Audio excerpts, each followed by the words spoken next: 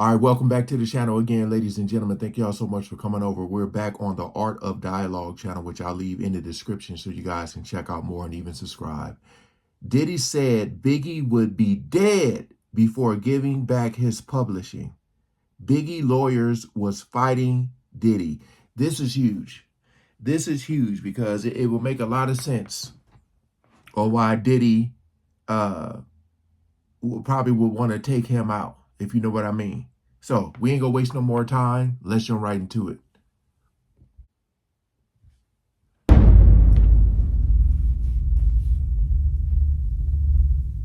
Yeah, you called it, man. It ain't looking too good for Diddy. But I want to get into this Rolling Stone article, right?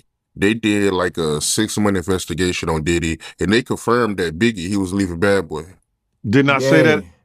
Didn't I tell everybody He was that Biggie leaving. was preparing to leave Bad Boy, and everybody was saying, "How did I know?" I told them I seen the contract. Me and Biggie had a conversation the week before he died.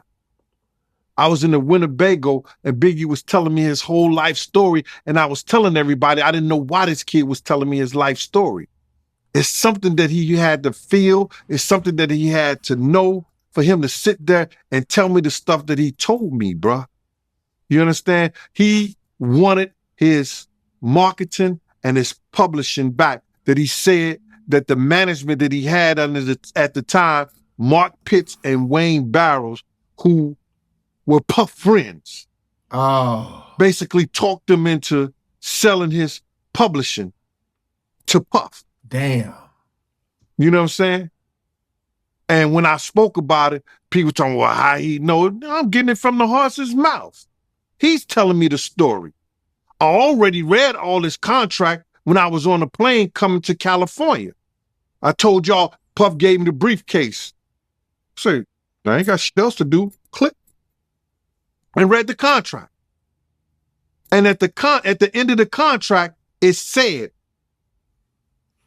we will revisit your marketing and your publishing at a later date. Puff was going to have him sign the contract for, I think it's Life After Death, the double CD, without giving his publishing and his marketing back. So now Big, he's about to go, I think it was Capitol. He was signing a deal with Capitol. You understand? With all those different groups. And Puff was not, listen, Kirk Burrows said that Puff told him, man, you'll be dead before I give you all your publishing back. Wow. Never seen that one. I ain't hear about Damn. that. So you said two of Diddy friends talked Biggie into giving him his publishing? Well, Mark Pitts and Wayne Barrows, they were doing the management. Those are Puff friends from college. Mark Pitts and Puff went to Howard. I think Mark probably graduated, I don't know. But his stay at Howard, then he came to work for Puff. They were all of them was trained by Kirk Barrow. Now they all executives, either in the music business or Big's estate. So of course they're going to be looking out for what's best for Diddy.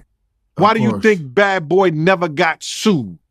Oh, man. That makes Why do you think Ms. Wallace never sued Bad Boy or Arista? Because the same dudes kept that lawsuit out of her mind.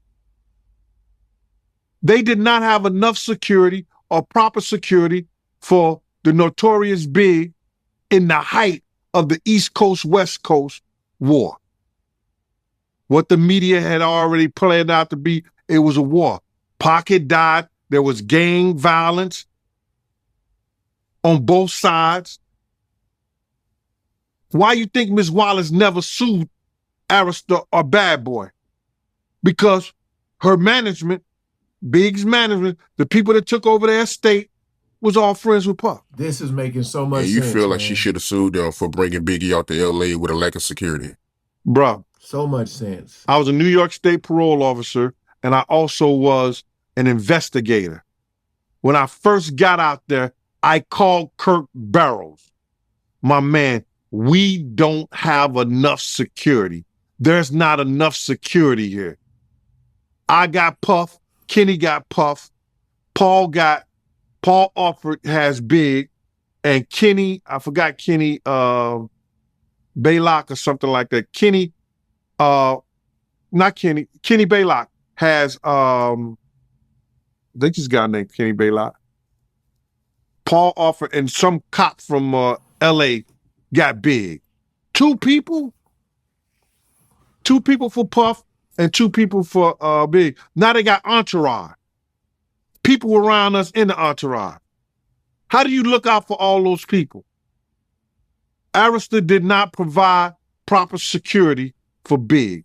At the video shoot they did, because they had these militiamentary men, and they were on top of their game.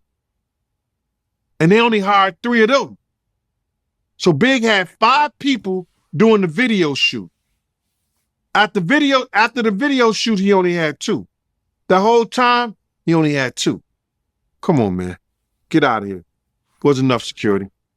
Arista should have been sued, and Bad Boy should have been sued. Damn, And speaking man. of that, Rolling Stone, they revealed that Diddy, he was fighting with, Biggie attorneys before Biggie died over the publishing. Well, he didn't have to fight on him. He owned them. Biggie mother was trying to get his publishing because she knew that's what her son wanted. Puff wasn't going to get that up. Hell no. Do you understand what?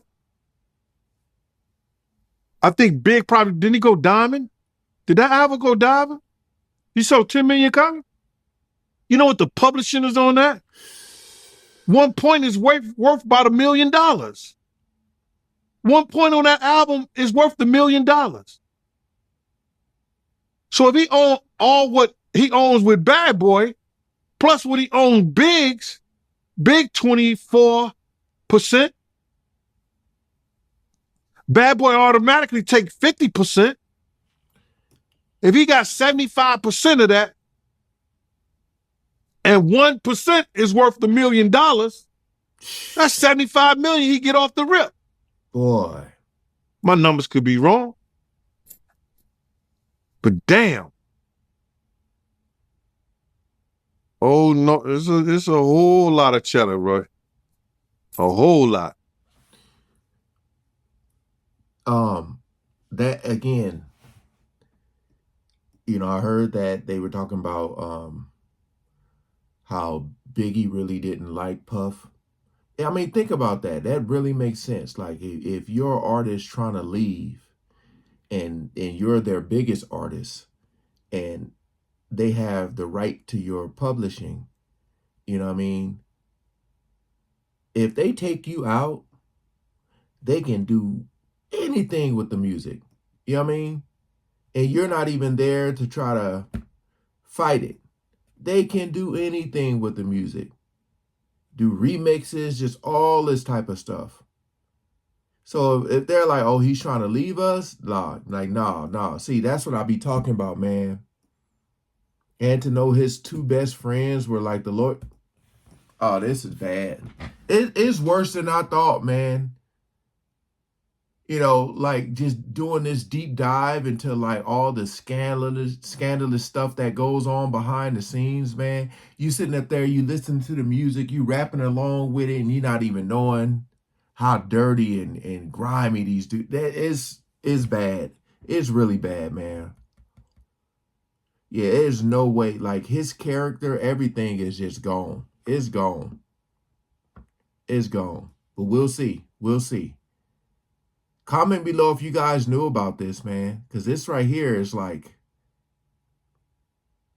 I knew already that they didn't get like Biggie didn't like him, but I just didn't know about the guys that Diddy went to school with. It's like, what are you going to do? When they be saying, why didn't people come out and talk about it? Why didn't they say this? It's like you feel like you ain't gonna get nowhere.